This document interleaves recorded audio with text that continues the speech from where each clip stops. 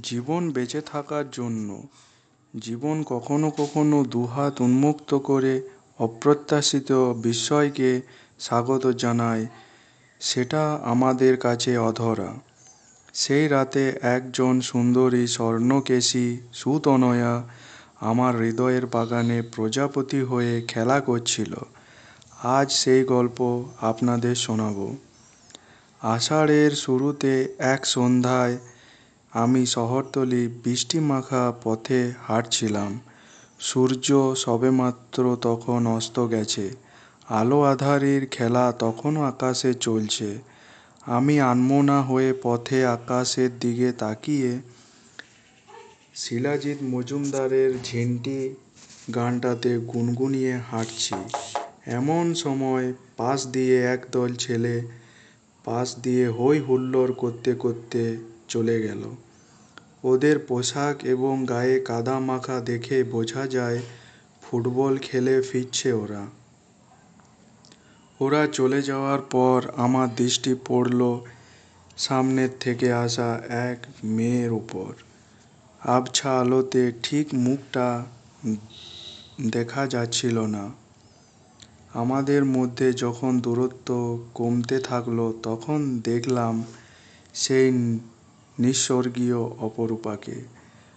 পরনে তার হালকা নীল রঙের শাড়ি, গোধূলির রক্তিম লাল আলোর ছোটা তার বৃষ্টি ভেজা আলোকেশকে অপরূপকে করে তুলেছে স্বর্ণকেশী। আমাদের মধ্যে ক্রমশই দূরত্ব কমছিল। তার রূপের লাবণ্য আমি যেন নিজেকেই হারিয়ে ফেলেছিলাম।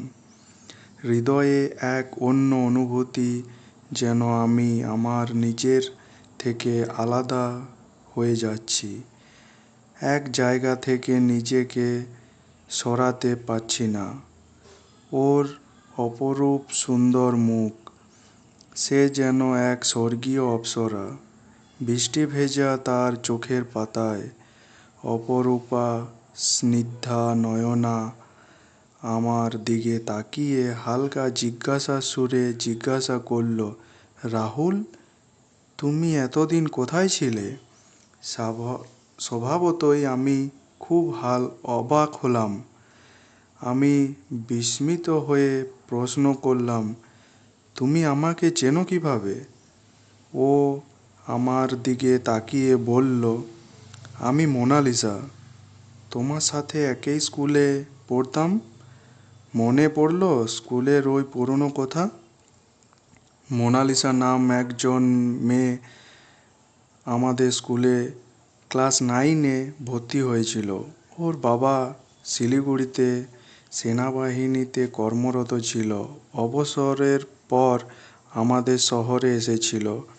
ছিপছিপে শরীরের, গায়ের রং ফর্সা, দেখতে অতটা আকর্ষণীয় না হলে আমার কিন্তু না জানি কেন প্রথম দেখেই ভালো লাগতো। আজ সেই মোনালিসা আমার সামনে দাঁড়িয়ে এক নতুন রূপে, নতুনভাবে। এক মুহূর্তের মধ্যে জীবনটা যেন 10 বছর পিছিয়ে গেল। জিজ্ঞাসা করলাম, কেমন আছো? ও বলল, কোথাও একটা বসে কথা বলি।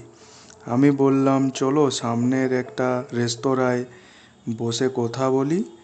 ও মুহূর্তে কি যেন একটা ভেবে বলল, না না, ওখানে নয়। আমি যে কি খুব একটা অবাক হলাম। না, এটা বললে ভুল হবে। আমি একটু থতমত খেয়ে বললাম, তাহলে আমার ফ্ল্যাটেই চলো, যদি তোমার কোনো আপত্তি না থাকে। আজ বাড়িতে কেউ ছিল না। বাবা মার আমি একমাত্র সন্তান। কাল বাবা মা একটা কাজে দিল্লি গেছে। বাড়িতে আমি একা। ও শুনেই বলল, হ্যাঁ, আমার কোনো অসুবিধা নেই। ওর চোখটা যেন উজ্জ্বল হয়ে উঠেছিল। ও যেন আমার এই উত্তরের আশা করছিল। আমার অনেক কথা বলার আছে।